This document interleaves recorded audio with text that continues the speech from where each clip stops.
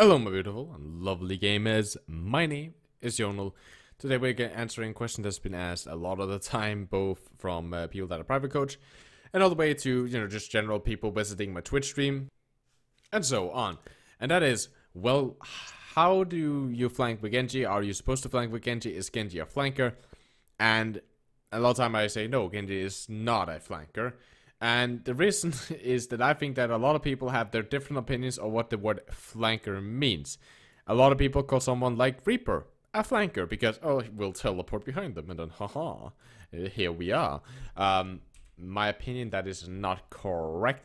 In my opinion, a real flanker is someone like Tracer. So, let me see, I just need to find what Tracer is. Tracer, perfect, blue team, right? This is Tracer. Now, Tracer's job is, be in the backline and then hit people, right? Like, she moves around in the backline. She can start, like, far inside something like Hotel here, right? And then wait until the enemy team pushes, then really go for the Zenyatta, right? She can be irritating. She can be here. She can be up here, going in, right?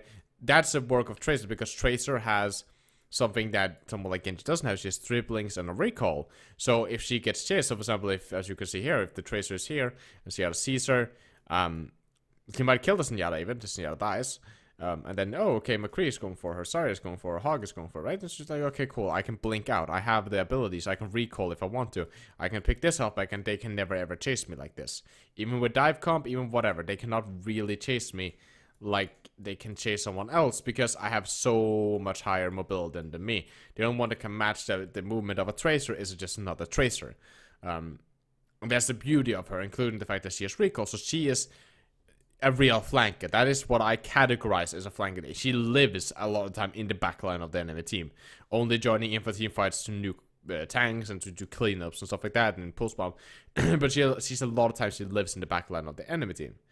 Let me get her out of the way. Then we have someone like Genji, and yes, Genji has multiple roles in a team. He is one that's here that's very, very flexible into a lot of situations. That's why you can almost always play him. So one of the big reasons that we play him is that he's incredibly good at kill securing. He's better than Tracer because he can just dash past everyone and then hit the guy that he wants to kill secure for his team. Although the fact that he can control high ground incredibly well that we will talk about. And one of the most important things that is with him is that he has Dragon Blade. And Dragon Blade is an incredibly strong ability in this game. It's one of the strongest ultimates in the game. And essentially the fact is, if everything goes wrong, we can always use Dragon Blade to wipe. Normally, right? Quad tank is an issue, well, sometimes with Dragon Blade. Some heavy tank compositions, something like Mercy, Moira, Lucio comps, right? Some of those can be an issue for Genji, and of course if they run trance and stuff like that. So of course Dragon Blade is very comfortable, but it's still an incredibly strong ultimate that you can get a lot of value out of if you play it correctly. Now, what is Genji's job as a quote-unquote flanker? Well, in my issue, he is not a flanker as a Tracer. He is more of someone that controls, high grounds. So let's just pretend that the red team is on offense. Just ignore the red players now and just like put their line here. Nah. Okay, let's just move their entire team composition, right? So something like this. I don't want to spawn in a soldier, okay? So something like this, right? If this is the enemy team composition, okay? If the McCree is up here just poking, right, and your team is pushing in, this McCree is our issue, or if this was a soldier, then, the Genji can go and take him, right? The Genji can control this high ground, make him drop down to his team, or make the McCree back all the way up here, right? Like back off, or even better, just like kill the McCree. Plain out, right?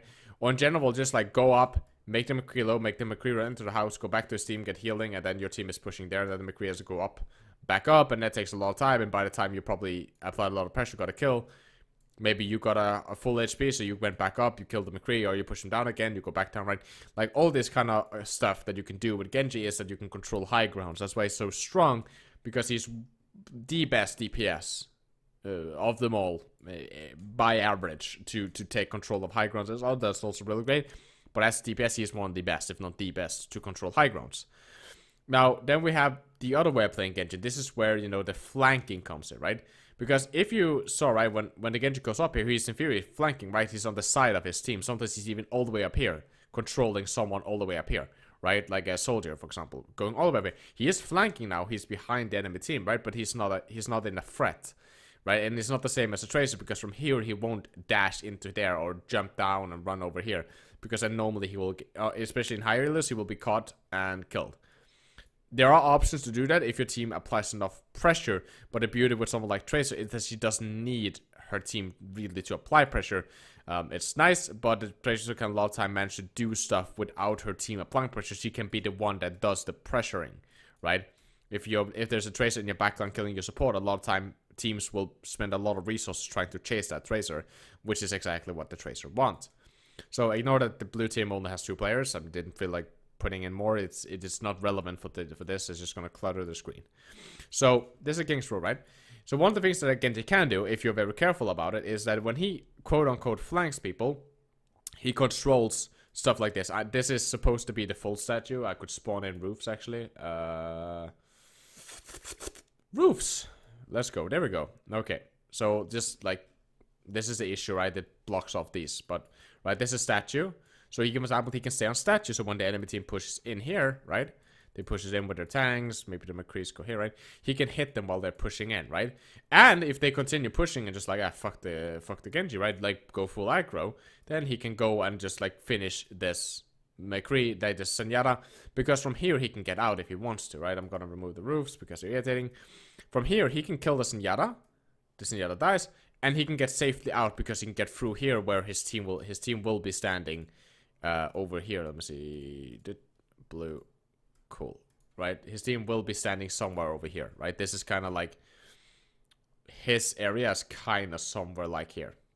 This is stuff that is normally under control of his team. So this is kind of like their territory.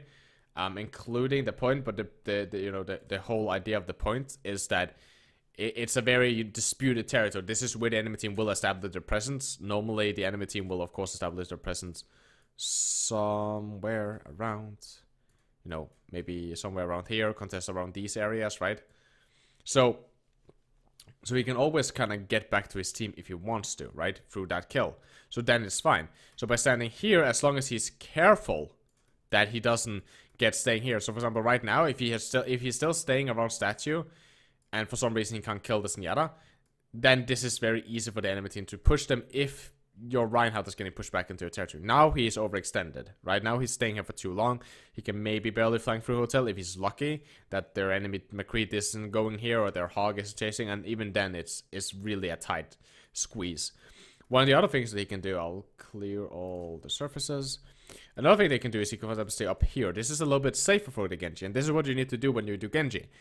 The way of your survival is way less than the Tracer. So when we flank with a Genji, it's more that we take these angles where we can do a lot of damage. So up here, right? The enemy team doesn't have anyone for high ground control, right?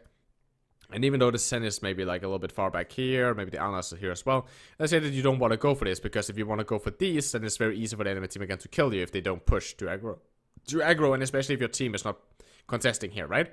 So maybe you don't want to go for maybe you can't go for the support lines. That's fine. Up here, you can do a lot of damage to their tanks. A lot of damage. Like, you can just spam on them, right? Or the McCree, right? The McCree can maybe retaliate, but you can back off, get healed, go back in, and you can poke. And then it's like, okay, the McCree is establishing himself on the point, right? I've just been poking the Ryan. I'm building my Dragon Blade. Then you can decide, okay, the McCree is slow, you hit him with a couple of shurikens, you take it to HP bar, then you can go in, you can burst the McCree for your team, and get back out. Now you're fulfilling your job as a kill secure, but you're controlling the high ground, and you're actually on the flank. You're dealing a lot of damage, you're building Dragon Blade, and you're applying a lot of pressure. However, the enemy team continues to rush your team, right? Like, they continue to rush your team, and they have 3 supports, they have these 3 guys here, and these 3 guys over here. And your team is getting pushed back. This is where you can have the issue that you're kind of like caught in between the enemy team tank line and their DPS line. Especially if your team is really getting pushed back, you're losing players, they're all weak.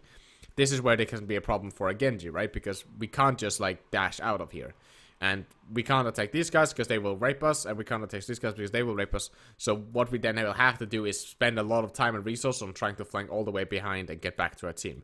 That's, the negatives of these flanks, but normally you can always adapt to that with Genji, right? If you see that your team is getting pushed really hard, that might be the go signal for you to, okay, maybe I should go super aggro on the point. Like, jump down, deflect as far, like, jump down, try to get unnoticed past the backline of the enemy team. maybe poke their tanks, press the flag to cross even closer, and then dash back to my team, and then I can maybe get out of there and live, right? But you wouldn't stay here like a Tracer. A Tracer could stay here. If your team got pushed, a Tracer could stay here and wait for a slip-up from the enemy team or just be here and be irritating. She could do that. She could wait for an opportunity because she's Tracer. She can just blink away and be really quick about it, right? But again, she can't because again, she's so reliant on his abilities. So if you would stay, if you were getting caught in this backline here, you would affectionately stagger, and that is why he doesn't really work as a flanker, right? You work better on you know, holding angles that is like kind of closer to their backline or kind of in their backline, right? But with a safety mechanic that if, you know, I get low and I'm about to die, or if I feel that there's too much pressure, right, I can always, you know, get back to my team real quickly. I can always get into safety real quickly, and then you gotta rely on the fact that you need that 50-meter dash range to do that. So that is, you know, the whole thing about Genji. So with a Genji, for example, you would never start all the way over here, right? That is kind of how you flank with him. So instead of thinking as him as a flanker, I like to think about him as, you know, just that guy that is kind of like, he's halfway, he's kind of like kind of rude to the enemy team. He's kind of staying very close up with the enemy tanks, hitting them, dealing a lot of damage, but he's also kind of a little bit like a coward. Like if he as soon as he gets attention, he's running back to his mommy, which is his team, right? He just runs away, right? Tracer is a little bit more ballsy. She's like, if she takes damage, she's a strong independent woman. She go for health pack, she gets away, she blinks all the way, recalls, and then she hit them again. She's just like an irritating little mosquito. While Genji's a little bit more just like this guy who thinks he's really tough. He's hitting them in the back, he's doing a lot of pressure, he's looking for really easy kills, like kill securements, and if someone is left alone and unattended, he can maybe like take out that guy. But as soon as he starts gathering a lot of attention, he can't stay in that backline. Therefore, he won't stay in that backline. And a lot of time, he is more of the job of, you know, I want to be and control high grounds. I want to abuse high grounds.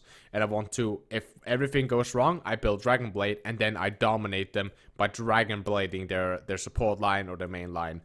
If you're a Genji player and you haven't checked out my Coach Jonal a 200 IQ strat against with the Delta Fuels pulls off, check that out. It's link down in the description to that. If you're a Genji player and you play on Gibraltar, I think that's an incredible map for really anyone to watch that wants to get good game, since at the game it's very long. You can put a double speed and you will probably get the most of it with you. It's an incredible video that hopefully will help a lot of you guys get a lot of game sense and understanding how important something like a Dragon Blade can be. With a stagger, it can really stagger the old economy, get 2 free points on Gibraltar. That's a strat that you can pull off with a friend in ladder or with a team in a scrim. But besides that, guys, I hope you have a lovely, lovely gaming experience. Take care of yourself, okay? I love you very much. Stay positive and keep the enemy in your crosshair.